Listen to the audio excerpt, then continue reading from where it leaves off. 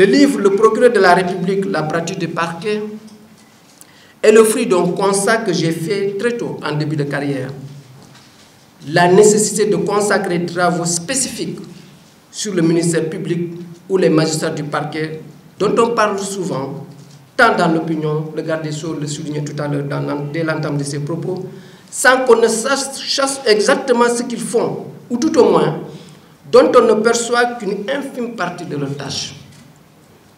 Mais aussi faire une introspection, diagnostiquer le rôle du parquet et essayer de lui déblayer une voie meilleure, indispensable à une bonne marche de la justice dans un état de droit. Dans une démarche du praticien, j'ai entendu aborder des questions dépouillées de toute théorie académique et partir du fonctionnement quotidien des parquets en partant de mon vécu. L'ouvrage est composé de 10 parties. Il y a l'identification et le statut des magistrats du parquet, l'état des lieux des parquets du Sénégal, l'organisation de ces parquets en ouvrant une perspective dans l'optique d'un traitement efficace des procédures, l'environnement socio-professionnel du procureur de la République et du parquet d'instance en général. J'ai mis aussi en exergue les rapports que les magistrats du parquet entretiennent ou peuvent entretenir avec d'autres acteurs au plan local et national au sein des juridictions et dans la cité. Le traitement des procédures pénales qui révèlent dans sa réalité la pratique du parquet, les attributions du ministère public prévues et organisées par des textes spéciaux dont la compréhension présente un intérêt pratique, l'exécution des peines et leur aménagement dans le cadre des attributions du ministère public, le casier judiciaire dans son contenu et fonctionnement, les missions attribuées souvent méconnues au procureur de la République ou au ministère public en matière civile et commerciale, les attributions du parquet en matière d'instruments de paiement, enfin, certaines missions du procureur de la République en matière de contrôle de l'état civil, la reconstruction des actes d'état civil, leur authentification, mais aussi l'exécution des décisions civiles, la régularisation des actes et le contrôle des officiers ministériels, je veux nommer les notaires, huissiers de justice et commissaires-priseurs. Le thème, le sujet du livre « Le procureur de la République, la pratique du parquet », je pense que le sujet porte sur une institution, le parquet, un organe, le procureur, une personne qui constitue, à mon avis, ce que j'appellerais la porte d'entrée dans la justice. Ou une porte d'entrée dans la justice, en tout cas. Quand on entre dans la justice, souvent, une des portes, c'est par le procureur. C'est pour ça que, maître, j'en conviens avec vous, il faudrait que la porte d'entrée de la justice soit bien perçue par le citoyen. C'est le thème du procureur et l'ouvrage nous y invite qui nous permet d'entrer dans la justice pénale.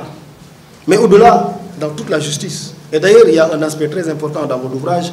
Vous montrez très remarquablement dans l'ouvrage que les pouvoirs ou l'office du procureur ne se limite pas au pénal.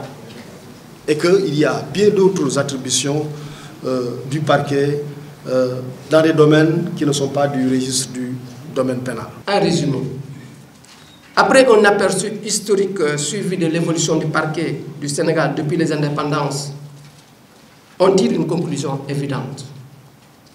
Le parquet évolue, doit évoluer pour s'adapter au nouveau contexte national, régional et international.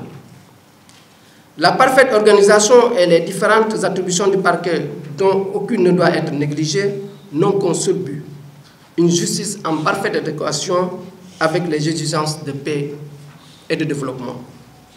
J'ai indiqué que la perception que le citoyen a de la justice, même si elle ne doit avoir pour effet de tenir la plume du magistrat, autrement dit de lui imposer une solution, cette perception doit toutefois être prise en compte pour l'amélioration du fonctionnement de l'administration de la justice. Quand on parle de procureur, c'est surtout la justice pénale qui est concernée.